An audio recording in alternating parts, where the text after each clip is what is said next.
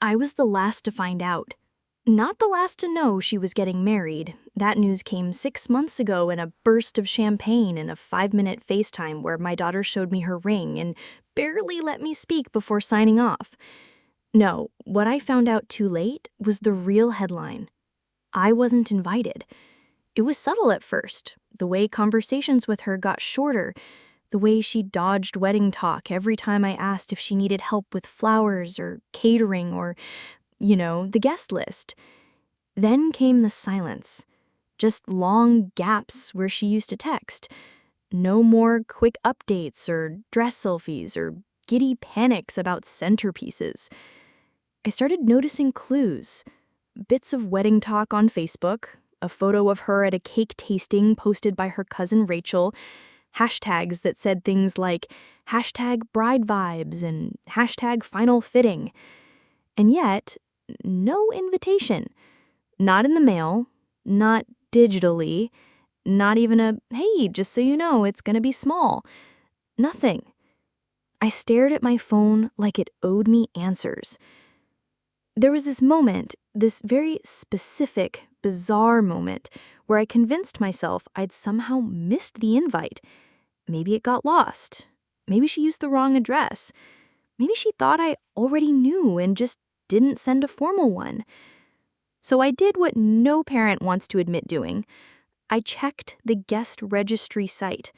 Yes, there was one. Yes, it was very much live. Yes, my name was not on it.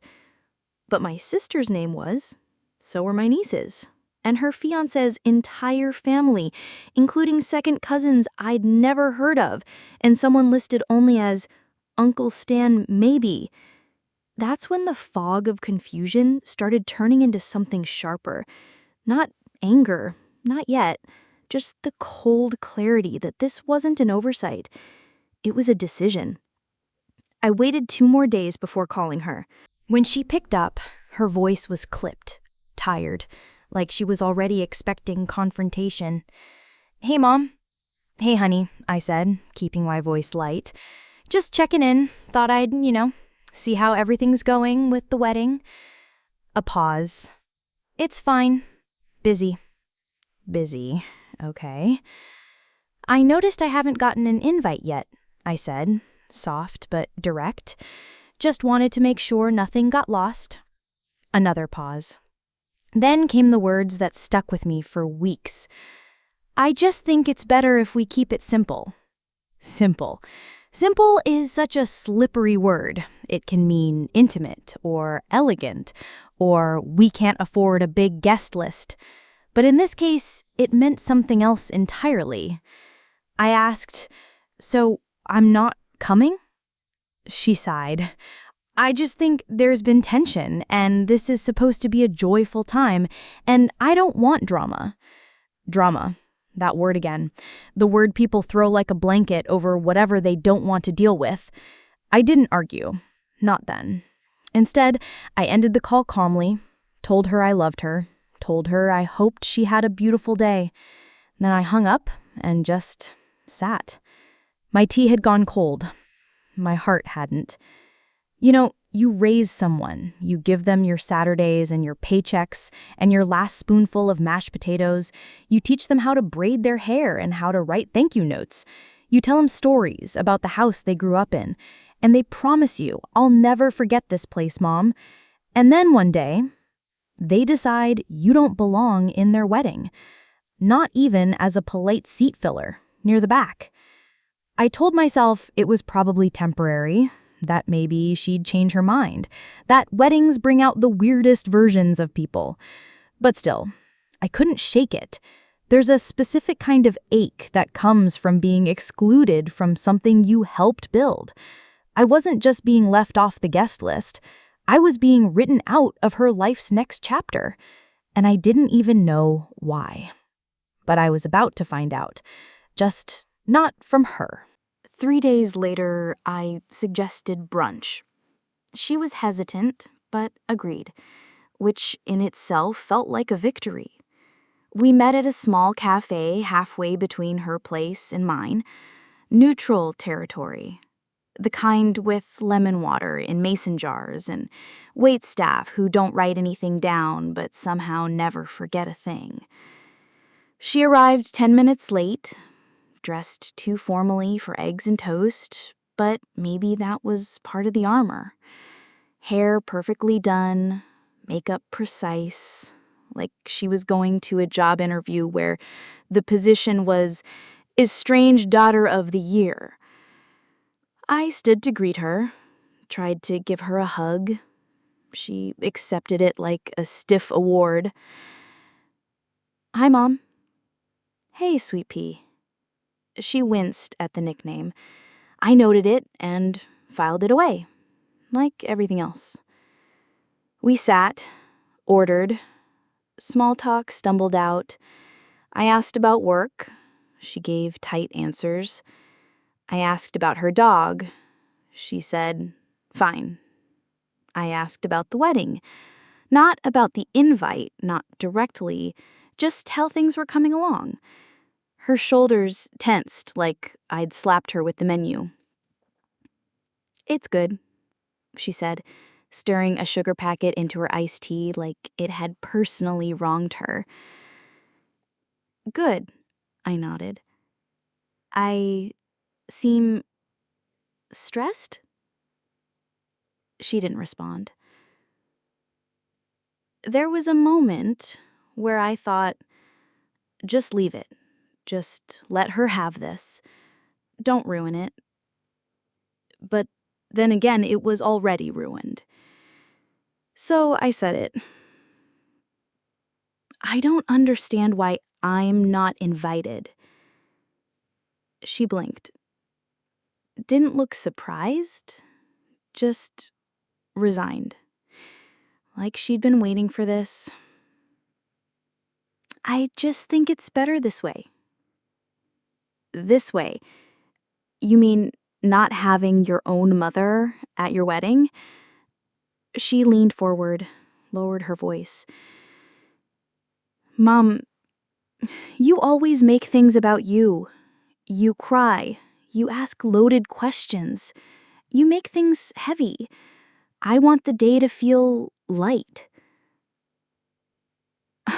I laughed. Not the good kind. "You're telling me I'm too emotional for your wedding? That I'd ruin your photos by, what, loving you too much?" She picked at her napkin. "It's not that simple." "Then explain it to me." She didn't. The waiter arrived with our food. Eggs, toast, too many garnishes. We sat in stiff silence for a while, the kind that makes even clinking forks sound aggressive. She finally spoke.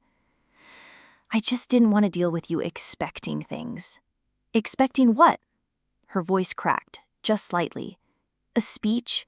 Or a housewarming moment? Or some grand gesture? I don't want pressure. I don't want to feel like I owe you something." "Owe me?" I repeated, baffled. "Since when is inviting your mother to your wedding a transaction?" She looked at me, and for the first time that morning, I saw it. Not anger, not disdain. Guilt. "Forget it," she muttered, reaching for her purse. "No," I said firmly. "Don't walk away again. Not from this, not from me." She stood anyway. "I have errands," she said, eyes not meeting mine. "Thanks for breakfast." And just like that, she was gone. I sat there, stunned. My omelet stared back at me, like it too was trying to process the last 20 minutes. The waiter came over. "Would you like a to-go box?" I almost said no, but then I thought, sure, let's take the mess home. I boxed the food, left a tip, walked out into sunlight that felt too bright for the weight I was carrying. Back in the car, I sat for a long time before turning the key. My hands were shaking. I wasn't even angry, just hollow. What had I done? Had I really been overbearing? Had I unknowingly made her feel like she was just an extension of my hopes? Or had she rewritten the story in her head to suit something else? I didn't know. But what I did know was this. You don't block out someone who loves you unless you're trying to silence something. And I had a feeling it wasn't about speeches or brunch or me being heavy. This wasn't about behavior. It was about something else entirely. I just didn't know what yet. But I was getting close. It started with a ding. I was cleaning out my inbox, trying to distract myself with the soothing ritual of deleting promotional emails I never opened. 30% off throw pillows, new skincare line launch, an article titled, How to Let Go of Adult Children Without Crying in Target. Cute. Then I saw it. A new message from my sister Janine. The subject line read, Photos are up.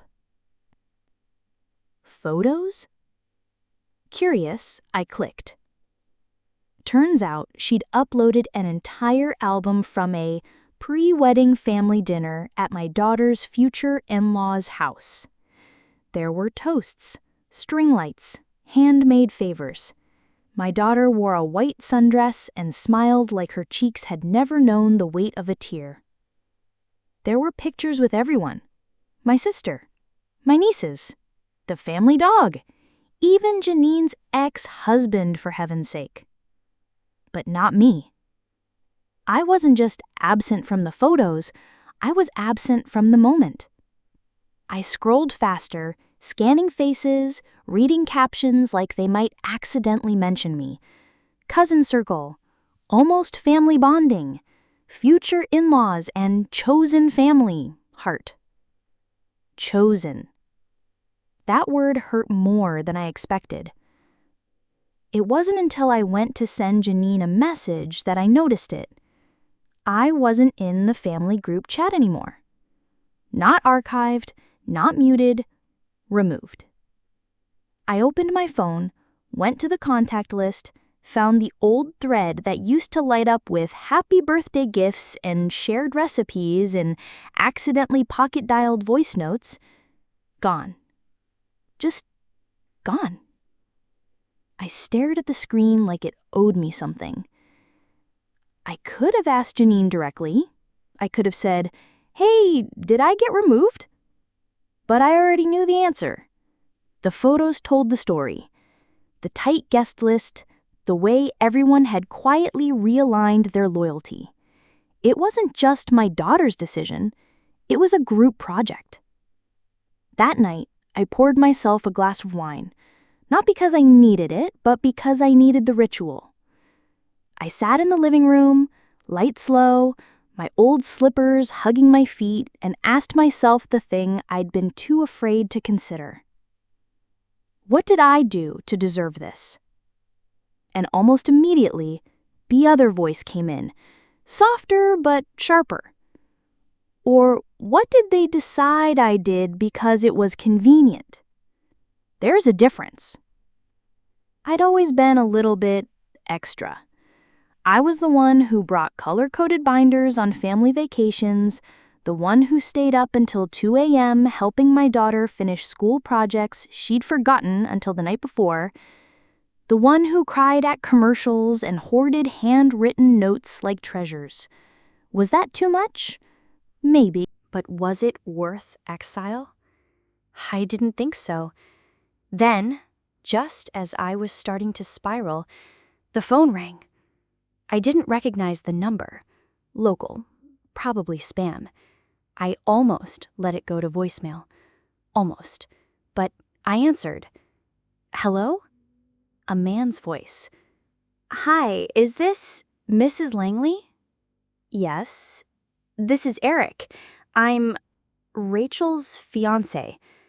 I sat up straighter. Hi, I said slowly. That's unexpected. Yeah, he said, clearly nervous. I hope it's okay to call. I just thought there's been a lot of tension and I wanted to clear the air. I didn't speak, just waited.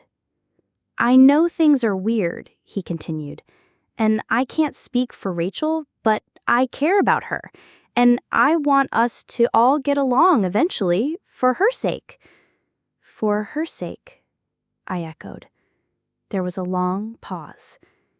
Then he said it, the sentence that made my stomach drop. "She mentioned the house. I just wasn't sure if, are you still planning to pass it down eventually? She always talked about it being hers someday." The house. That was it.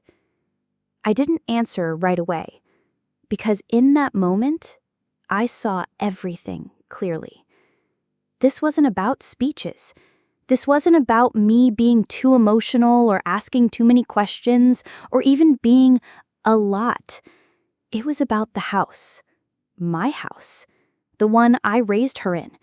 The one her father and I bought when we were still stupidly in love and thought mortgages were romantic. The one I paid off after he left. The one I maintained room by room, leak by leak, with money I didn't always have. She thought it would be a gift. She thought on her wedding day, I'd just sign it over, like a bonus item at a bridal shower. And when she realized I wasn't planning to do so, she cut me out. I forced a calm tone. "Eric, I think that's a conversation best had between me and Rachel. But thank you for calling." "Of course," he said, though I could tell he'd already said too much. "I just wanted to make sure there were no hard feelings." I almost laughed. "No hard feelings," I said, then hung up. Then I sat there in the quiet for a long, long time. The kind of silence that hums, the kind that says, "Now we're getting somewhere." I didn't sleep that night, not because I was upset, though yes, I was, but because my brain was suddenly wide awake with memories. And not the warm, fuzzy kind either. These were the sharper ones. The ones I'd filed away in a cabinet marked probably nothing, but were now tapping to be reopened. I poured myself some tea at 3 a.m., pulled an old cardigan around my shoulders, and walked barefoot through the house. This house. The one that apparently had become a character in its own subplot, an object of desire, expectation, even manipulation. I stood in the hallway for a moment, my fingers grazing the wall. There were still faint pencil marks near the doorframe from where I used to measure Rachel's height every year on her birthday, her little initials next to the numbers, slightly wobbly where she insisted on writing them herself. I never painted over them, couldn't bring myself to. In the dining room, the table still had a faint white heat stain from the time she set down a hot pan without a trivet. She cried. I laughed, told her it gave the table personality. Upstairs, the closet in the guest room still held her old prom dress, a blue satin thing I couldn't get rid of even after she told me to just donate it already. This house wasn't just wood and wiring. It was layered, with arguments and apologies, with bedtime stories and flu seasons and science fair volcanoes, and 3 months where the oven didn't work, but we got really good at using the slow cooker. She used to call it our forever house, and I believed her. I sat down in the living room, suddenly exhausted, and whispered out loud, "When did that change?" The truth is, I could almost pinpoint it. Somewhere around college, maybe. She came home less and less, started talking more like a guest than a daughter, started referring to her apartment as home and my place as yours. Still, I never imagined she'd go this far, that she'd cut me out of her wedding because I hadn't handed her a deed. I got up and walked to the kitchen drawer where I keep all the practical paperwork, insurance, warranties, random coupons that expired 2 years ago. And tucked in the back, yes, just where I'd left it, was the property file, the deed. Still in my name. I stared at it, the official language, the date, the signature that had taken me 20 minutes to get right because my hand shook so badly that day. You know, there's a difference between giving and being taken from. I always thought I'd pass the house down to Rachel when I was ready, maybe after retirement, maybe in my will. Never questioned it. It felt obvious, natural, a full circle kind of gesture. But that's the key, isn't it? When I was ready, not when she expected it, not when she thought it would look good on a joint mortgage application, and certainly not when she used its withholding as justification to push me out of her life. I set the file down and sat with the thought, if she'd just asked, would I have given it? The answer made my throat ache. Probably yes. If she'd asked with love, with understanding, with acknowledgement of what it meant to me, not just financially, but emotionally. Instead, she assumed, and when I didn't immediately surrender, she punished. That's not love. That's negotiation. And I wasn't interested in being someone's silent transaction. The next morning, I made coffee and watched the sun hit the living room in that warm, familiar way, the way it always had. And for the first time, I saw the house not just as a memory bank, but as mine. Not something I was holding for someone else, not an inheritance in waiting, just mine. A few days later, I got a text from Rachel. Just 4 words. We need to talk. No punctuation, no emoji, no follow-up. I stared at it for a minute, typed a few replies, erased them. Then I simply wrote, when you're ready to talk, I'm ready to listen. But if this is about the house, we should both take a breath first. She didn't reply, but I had the sense she was reading it over and over. Later that afternoon, I made a new list. Not a to-do list, not even a spiteful revenge list. Just a list of what I wanted for myself from now on. It looked something like this. Speak calmly, even when you're hurting. Stop assuming love and loyalty always come packaged together. Keep your name on things that belong to you until someone earns them. Don't hand over your peace just because someone expects it. Forgive, but don't forget where you hid the paperwork. And at the very bottom, I wrote, home is not a gift you owe. It's a truth you protect. A few days passed before I heard from Rachel again. I was in the middle of repotting a very angry basil plant on the porch when my phone buzzed. It was a text. Can we meet? Just us, please? I didn't reply right away.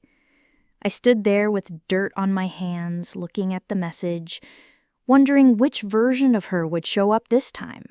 The daughter I raised, or the bride-to-be who seemed to view me like a business liability. Still, I typed back. Okay, when and where?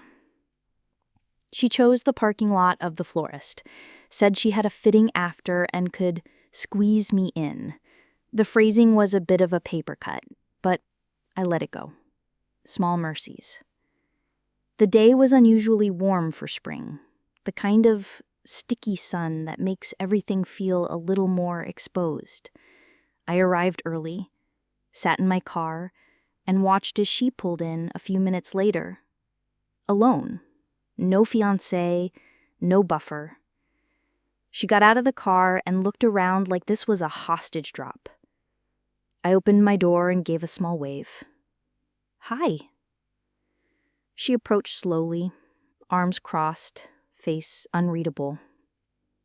Thanks for meeting me, she said. I nodded.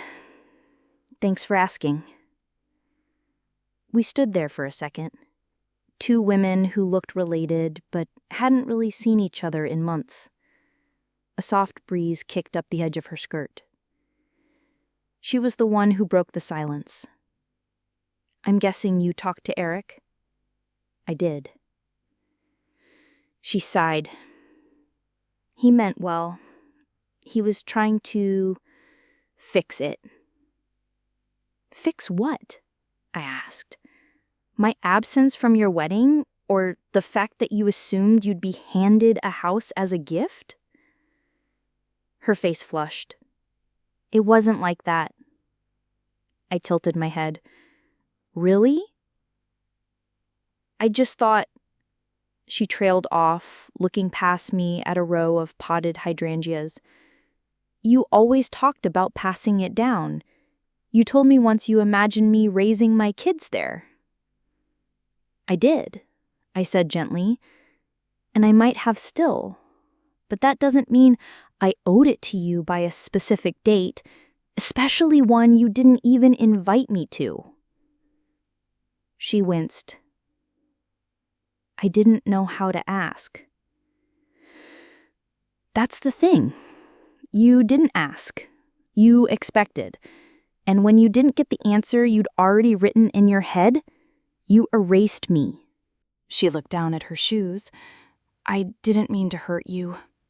Well, I said, trying not to let my voice shake. You did.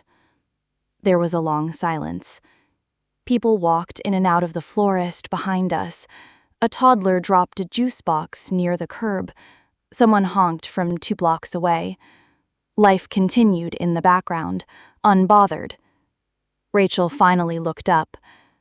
I felt like if I invited you and you didn't bring it up, I'd be disappointed. And if you did bring it up, I'd feel guilty, so I avoided both. That's not how relationships work, I said. You don't cut someone out to avoid feeling uncomfortable. She nodded slowly, biting her bottom lip the way she used to when she was trying to hold back tears as a kid. I thought you were punishing me. For what? For not being closer, I guess? For pulling away, for not calling enough. I blinked. Rachel, I never wanted to punish you. I just wanted to be part of your life. More silence. Then she said the thing that finally cracked me open. I think I got scared of what you'd say if I admitted I wanted the house. Like I'd sound greedy, but also like I didn't want it from you as a favor. I wanted it because it's always been home. I took a breath. Let the words sit. I understand that, I said. But home isn't something you demand. It's something you're invited back into. She nodded again, slower this time. Am I still invited? That question, small and enormous. I studied her face, so familiar, so changed. She wasn't the same girl who'd written me sticky notes and left them on my pillow, but maybe she wasn't as far gone as I feared. You are, I said, but the rules have changed. What does that mean? It means I'm not just a mother with open arms and no boundaries. It means if you want to rebuild trust, it has to be earned. She looked like she understood. Not thrilled at all, but understanding. And honestly, I could work with that. We didn't hug, we didn't cry. It wasn't a movie ending. It was awkward and quiet and real. But it was something. Before she walked into the florist, she turned back and said, "Thank you for being honest, even when I wasn't." I nodded. It's never too late to try again. Just don't wait until the cake's already cut. She gave a small smile, and then she went inside. I sat back in my car, turned the air conditioning on, and stared at the steering wheel for a long time. I didn't know what came next, but I knew one thing. If there was going to be a second chance, it would be on my terms. The next time the phone rang, it was Eric again. I almost let it go to voicemail. My hands hovered over the screen like they couldn't decide whether to swipe up or walk away from the conversation altogether. But curiosity won. Hello? Hi, Mrs. Langley. I hope this isn't a bad time. It's not, I said, though I'd just settled into a bath and had one cucumber slice on each eye like a suburban spa warrior. What can I help you with? He cleared his throat. I wanted to apologize. That got my attention. For what? For overstepping, for bringing up the house. I realize now that wasn't my place. Rachel and I talked. I sat up a little straighter, peeled off one cucumber slice, and balanced it on the soap dish. Okay. It's just, she's always talked about that house, like it's a dream. And I think in her mind, it felt like an inheritance that had already happened, emotionally at least. I appreciated the honesty, but still, I waited. Anyway, he went on, I just wanted to say that it's not something I expect. From you. Ever. A pause. But I'd be lying if I said I wasn't interested in it, practically. Ah. And there it was. He tried the soft route this time. Apology first, followed by what I now recognized as real estate diplomacy. I appreciate that, I said slowly, but I think we both know this isn't really about property. It's not, he agreed too quickly, but it also kind of is, right? I didn't answer. I mean, look, you have this beautiful, fully paid off home, and Rachel is about to start a whole new chapter. It just feels like such a perfect opportunity for something generational. I exhaled slowly through my nose. Eric, I think what you're saying makes sense on paper, but you're talking about a home that carries decades of memory, of struggle, of life. And the way you're speaking about it right now, it sounds like a line item on a balance sheet. He was quiet for a beat. I didn't mean it that way. I know, but maybe that's part of the problem. There was a long pause. Is it still in your will? He asked too casually. And just like that, my bath went cold, emotionally speaking. I didn't answer. Not because I didn't have one, but because the real answer had only just started to form in my own head. That call pushed me to do something I'd been avoiding for a long time.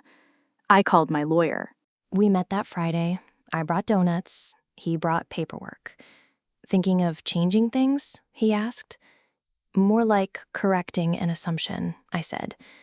We went over the original will. Rachel was listed as the beneficiary of the house. There it was, clear as day. No strings attached, no stipulations. Want to remove it altogether? He asked. I shook my head. No, I want to reroute it. He raised an eyebrow. To who? I thought about that for a moment. And then I said a name Rachel wouldn't expect. Not out of spite, but out of reflection. I thought about who had truly shown up, who had never asked me for anything but time, honesty, and the occasional batch of lemon bars. Put it in her name, I said, and make it clear, it's not about punishment, it's about presence. He nodded, typed, printed, and passed me the pen.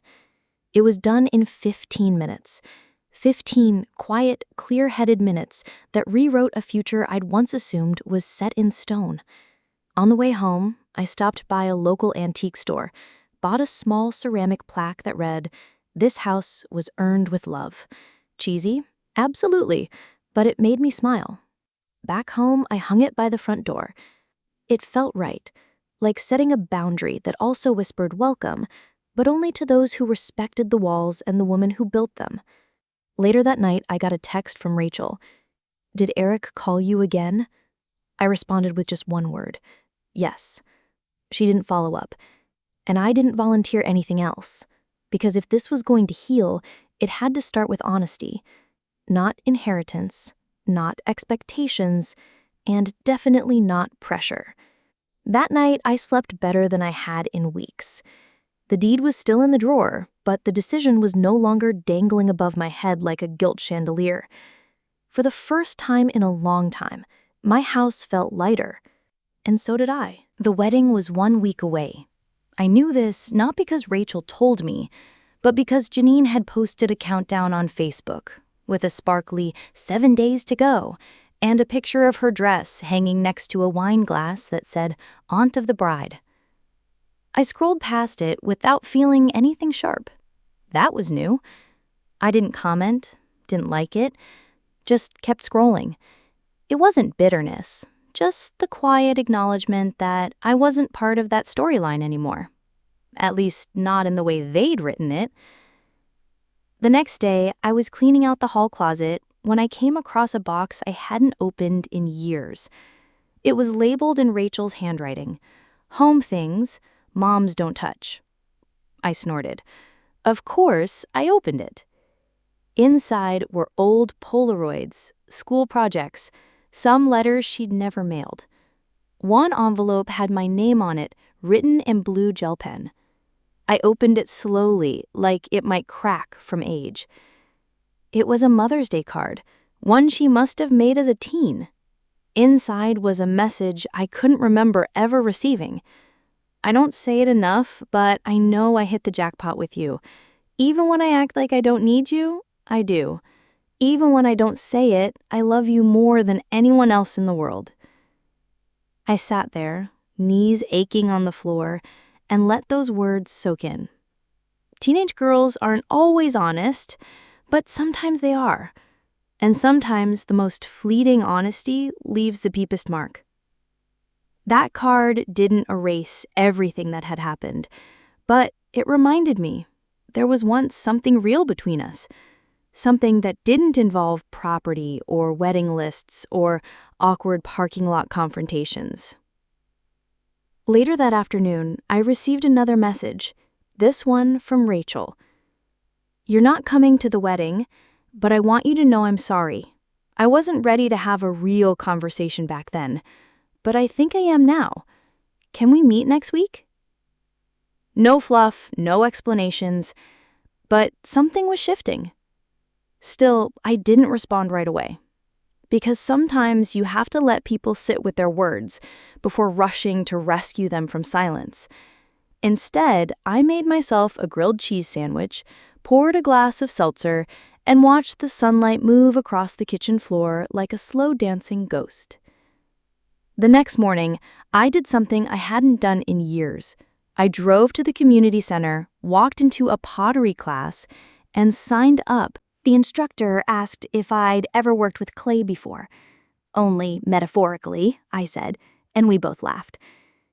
She handed me a lump of earth and said, "Just start, let your hands remember." And they did. There's something meditative about shaping something soft into something solid, something that holds. I started molding a bowl. It wobbled, collapsed. I tried again and again. And every time it fell, I softened the clay and started over until it stayed up. In the days leading up to the wedding, I focused on that bowl. When people asked if I was going, I said, "No, but I'm making something." That answer confused most of them, but I knew what it meant. The night before the ceremony, I lit candles, I watched a movie, I sat in the bath and let the water hold me. I didn't cry, I didn't rage, I just was. And that was enough. There's a strange peace that comes when you've already chosen to let go. Not out of spite, not as a performance, but as a quiet declaration of self-respect.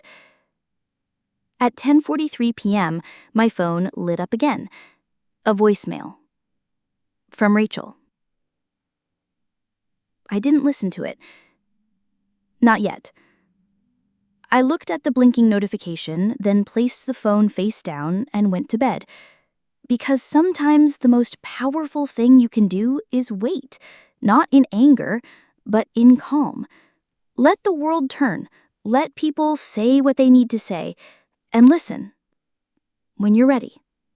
I woke up on the wedding day to the sound of birds outside my window and zero urgency in my chest. That was new. No heart flutters, no pacing, no angry drafts of texts I'd never send. The voicemail was still waiting. It blinked up at me from the home screen, quietly. No judgment, no rush. I left it there while I made breakfast. Toast, jam, black coffee, The kind of slow, uneventful breakfast that tastes better when you're no longer defending your right to eat in peace. Then I sat down on the couch, picked up my phone, and finally pressed play. Rachel's voice came through immediately. Quiet, shaky, like she'd recorded it in the dark. "Hi, Mom. I know you're probably not picking up for a reason. I just wanted to say a few things." She paused. I could hear her breathing. "Today's the wedding, and there's this weird ache in my chest. Not fear, not nerves, just something missing. It's you." I blinked. She continued, "I've been thinking a lot about everything, the way I handled it, the way you must have felt. I told myself you were overbearing, too emotional, hard to please, but I think I said those things because I couldn't face how much I was hurting you." I pulled the blanket tighter around my shoulders. "You didn't deserve to be pushed out like that. Not over a house, not over anything. And I get it now. I expected you to give without asking why. I assumed you'd always just be there. And I forgot you're a person, not just a placeholder." I bit the inside of my cheek. Not to stop tears, just to keep still. "I know this doesn't fix things. I don't expect that. But I wanted you to know I miss you. I miss us. And after the honeymoon, I'd really like to talk. For real this time. No hidden motives, no expectations. Just mother and daughter." She paused. "You don't have to call me back. I just wanted you to know I see it now. All of it." A soft beep ended the message. I sat with that voicemail like it was a fragile glass ornament, something you can't just toss aside, but also don't know where to place yet. It wasn't an apology wrapped in a bow. It didn't come with grand gestures or guilt-ridden groveling, but it was honest. And that's worth something. Maybe not everything, but something. I didn't reply. Not because I didn't want to, but because I wanted to wait until the dust settled, until the vows were said and the dress was hung and the photos were filtered and posted and loved. Let her have her day. Let her carry her new name and her new life without the weight of my forgiveness or anger hovering over it. Let her be, just for a while. Instead, I picked up my keys, walked out the door, and drove to a plant nursery 2 towns over. Bought myself a tall fiddle leaf fig tree. Not symbolic, not poetic. I just wanted something alive in the house. Something growing quietly, like I was. That night, I cooked myself dinner. Real dinner. Pan-seared salmon, lemony greens, rice pilaf with actual herbs. I plated on the good dishes, poured sparkling water into a wine glass, and ate by candlelight like I was hosting a dinner for one, and deserved it. Because I did. And when I went to bed, I didn't check my phone again. I didn't wonder how the wedding went. I didn't imagine myself in a seat near the back, smiling bravely, crying quietly. I didn't need to be part of the story that day, because I was already living mine. And for the first time in a long time, it was enough. A week passed. Then 2. I didn't reach out. I didn't replay the voicemail. I didn't stalk wedding photos or count how many guests looked vaguely uncomfortable without me there. I just lived. Turns out, healing doesn't always come with a fanfare. Sometimes it shows up in the smallest shifts, like realizing you've gone 3 full days without rehearsing an imaginary argument, or waking up and not checking your phone immediately for signs of regret from someone else, or walking through your house and feeling at home, not like a museum for a child's memory of you. I didn't talk about the house anymore. not even to myself. But one morning, as I was watering the new fiddle leaf fig, who I'd affectionately named Maureen, I received a letter. A real one. Handwritten. No dramatic floral stationery, just a plain envelope with my name in her handwriting. I held it for a moment before opening it. The last time she'd written to me like this was she was 16 and asking if she could stay out late on prom night. I opened it slowly. Mom, I've been trying to figure out how to say thank you without making it about what I want, but maybe what I want now is just for you to know I'm still here.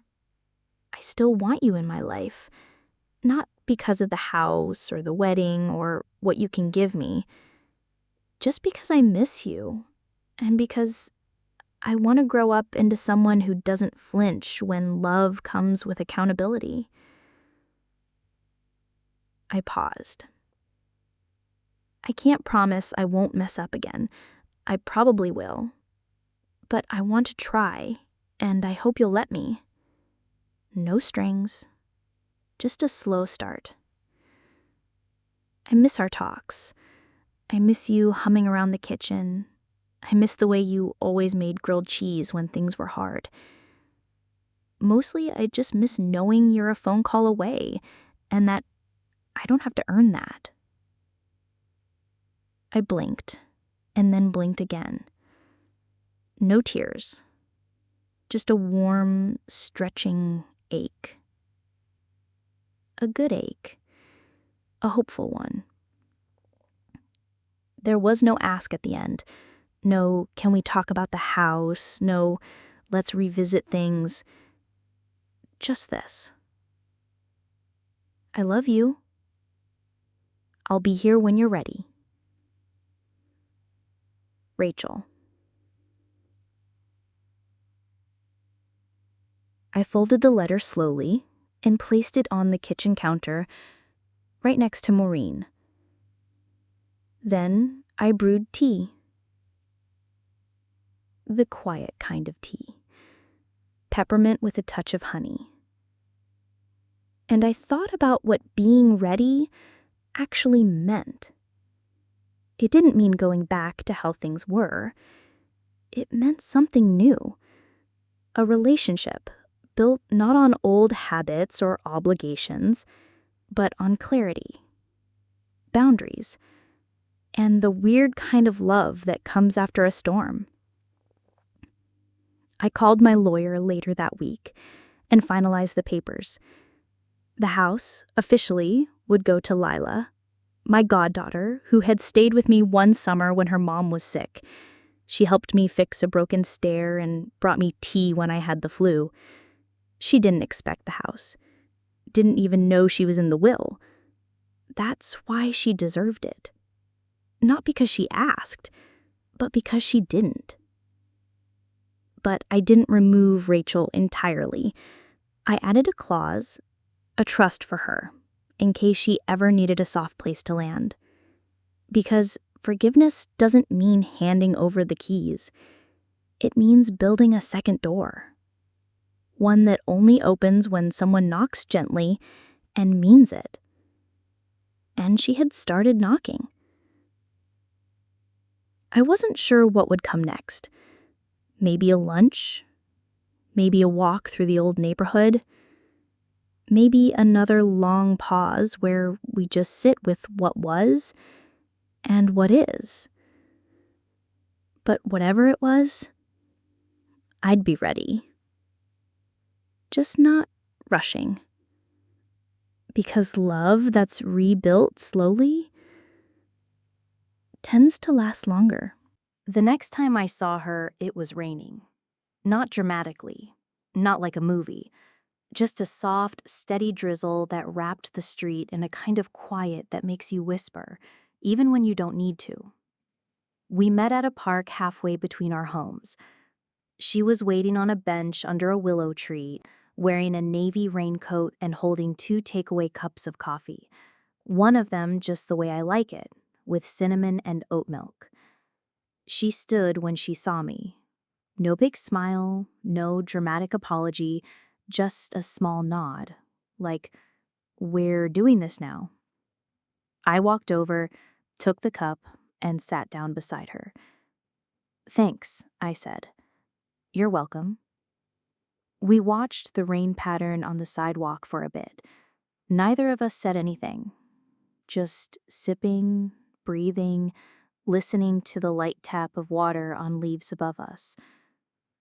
Finally, she spoke. "I know you probably have questions." I shrugged.